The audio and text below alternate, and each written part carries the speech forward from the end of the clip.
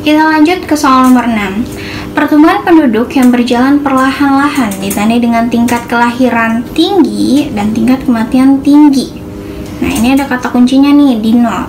Jadi di soal ini kan yang ditanyakan adalah pertumbuhan penduduk. Kita belajar ini di kelas 11 di bab dinamika kependudukan. Jadi kalau misalkan pertumbuhan penduduk itu terbagi menjadi 4 macam. Ada statis, ada cepat, menurun, dan stasioner. Yang membedakannya apa? Yang membedakannya itu adalah tingkat kelahiran dan juga tingkat kematiannya. Atau di sini kelahiran kita simbolkan sebagai natalitas. Oke, kalau misalkan tingkat kematian itu sebagai mortalitas. Oke, ini kan bahasa dinamika kependudukan nih.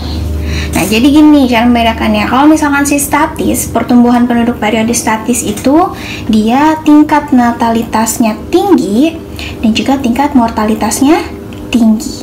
Ya, contohnya ini N plus dan N plus ini tinggi. Ya, plus itu dia tinggi. Kalau misalkan cepat, dia tingkat kelahirannya tinggi atau natalitasnya tinggi, namun tingkat mortalitasnya dia rendah. Artinya tingkat kelahirannya tinggi dan laju tingkat kematian itu dia rendah. Kalau misalkan menurun, ini kebalikannya. Kalau menurun, dia tingkat mortalitasnya itu tinggi dan juga tingkat natalitasnya dia rendah, sehingga membuat laju pertumbuhan penduduknya itu menjadi lambat karena tingkat mortalitasnya atau tingkat kematian itu dia tinggi, sedangkan tingkat kelahirannya dia itu sangat rendah. Nah, selanjutnya yang terakhir ada stasioner. Kalau stasioner ini baik tingkat natalitas ataupun tingkat mortalitas ini seimbang. Ini sama dengan ya kita tulisnya. Maka yang di soal yang ditanyakan kan pertumbuhan penduduk dengan laju perlahan-lahan dengan tingkat kelahiran tinggi dan tingkat kematian tinggi, berarti dia termasuknya ke dalam statis. Maka jawabannya adalah yang D. Sekarang kita lanjut ke nomor 7. Tahun 2014, penduduk Pontianak sebanyak 249.521 jiwa.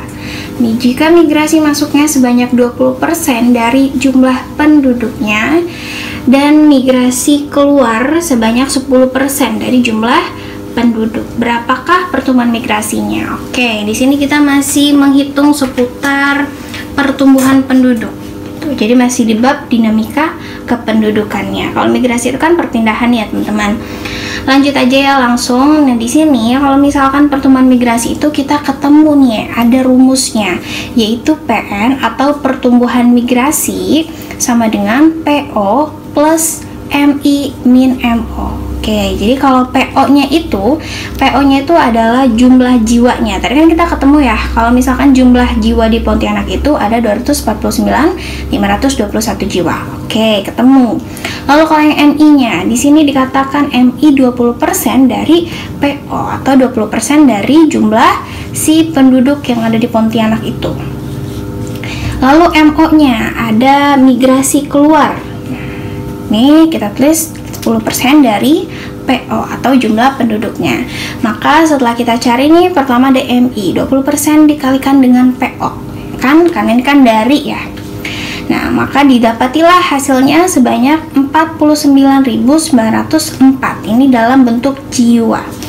Lanjut yang MO-nya, karena dia 10% dari PO, dikalikanlah dengan jumlah penduduk, maka didapati hasilnya 24.952. Ini pun dalam bentuk jiwa. Udah nih, kita udah ketemu kan jumlah si migrasinya, jumlah migrasi masuknya. Ini kan MI. MI itu kan migrasi masuk ya. Kalau misalkan MO, dia migrasi keluar. Udah kita ketemu, kita masukkan ke rumus. Oke, pertumbuhan migrasi ditandai dengan PN. Maka sama dengan PO di plus MI min MO. Berarti 249.521 jiwa ditambahkan dengan hasil dari MI nih, 49.904, dan dikurangi dengan hasil dari MO, 24.952. Maka didapatilah hasilnya sebanyak 473 jiwa. Ini berarti pertumbuhan migrasinya. Oke, ketemu. Nah, berarti jawabannya adalah yang B. 473 jiwa. Soal nomor 8. Ini ada soal sebab. Gerakan udara adveksi dapat membantu nelayan untuk melaut atau pulang menangkap ikan. Sebab gerakan udara adveksi dapat menimbulkan proses terjadinya angin darat dan angin laut. Oke, kita bahas dulu deh gerak udara. Gerak udara itu kan ada 4 macam ya. Ada adveksi, ada konveksi, ada turbulensi, dan ada konduksi. Jadi gini cara membedakannya. Kalau misalkan adveksi ya, adveksi itu dia secara horizontal. Jadi dari kiri ke kanan. Kalau misalkan konveksi, dia itu secara vertikal. Jadi dari atas ke bawah. Kalau misalkan turbulensi, dia ini berputar-putar. Oke, anginnya tuh berputar-putar. Kalau misalkan konduksi, ada kontak nih, bertemu langsung. Konduksi, ada kontak. Jadi kalau misalkan ditanyakan, gerak udara adveksi dapat membantu nelayan untuk melaut atau pulang menangkap ikan. Iya, benar. Kenapa? Karena gerak adveksi ini dapat menimbulkan proses terjadinya angin darat dan angin laut. Maka pernyataan 1 benar dan pernyataan 2 benar. Apakah keduanya saling mempengaruhi atau ada hubungan sebab akibat? Iya. Jadi jawabannya adalah yang A. Sekarang kita lanjut ke soal nomor 9.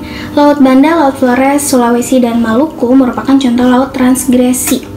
Sebab laut transgresi adalah laut yang terjadi karena adanya genangan air laut terhadap daratan sebagai akibat kenaikan permukaan air laut sekitar 60-70 meter pada waktu berakhirnya zaman es. Oke.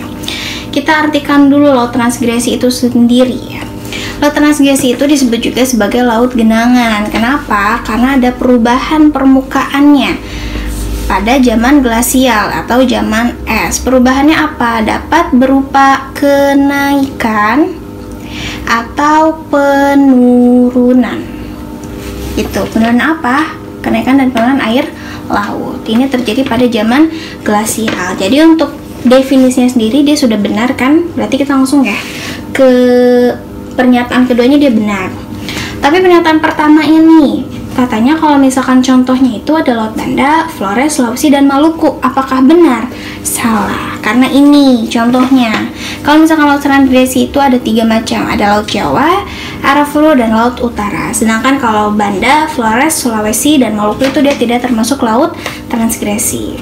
Maka jawabannya adalah yang mana nih? Yang D ya. Pernyataan 1 salah, pernyataan 2 benar. Teman-teman, lanjut ke nomor 10. Soalnya berdasarkan tingkat perkembangan masyarakat, desa dibagi menjadi desa tradisional, swadaya, swakarya, dan swasembada. Sebab desa dengan pembagian ikatan darat terdapat di Minangkabau. Oke, kita bahas dulu nih di pernyataan 1. Pembagian desa berdasarkan tingkat perkembangannya. Memang benar ada 4 macam. Ada tradisional atau ini paling bawahnya nih, tingkat lowernya. Ada swadaya, swakarya, dan swasembada. Ini kan saling bertingkat ya. Swasembada itu yang paling maju. Nah, terus berarti pernyataan 1 benar kan? Pernyataan 1 benar. Kalau misalkan pernyataan 2-nya, desa dengan pembagian ikatan darat terdapat di Minangkabau. Oke, kita bahas dulu. Kalau misalkan desa dengan pembagian ikatan itu terbagi menjadi 3 macam. Ada berdasarkan daerah, ada berdasarkan daerah, lalu berdasarkan darah dan daerah. Jadi gabungan. Nah, di mana di sini dinyatakan kalau desa dengan pembagian ikatan darah terdapat di Minangkabau. Itu benar. Ya. Tapi apakah kedua pernyataan tersebut saling memiliki hubungan sebab akibat? Tidak. Jadi tidak saling mempengaruhi kan? Tidak ada keterkaitan. Gitu. Maka jawabannya pernyataan 1 benar, pernyataan 2 benar, namun tidak menunjukkan hubungan sebab akibat. Berarti dia yang B.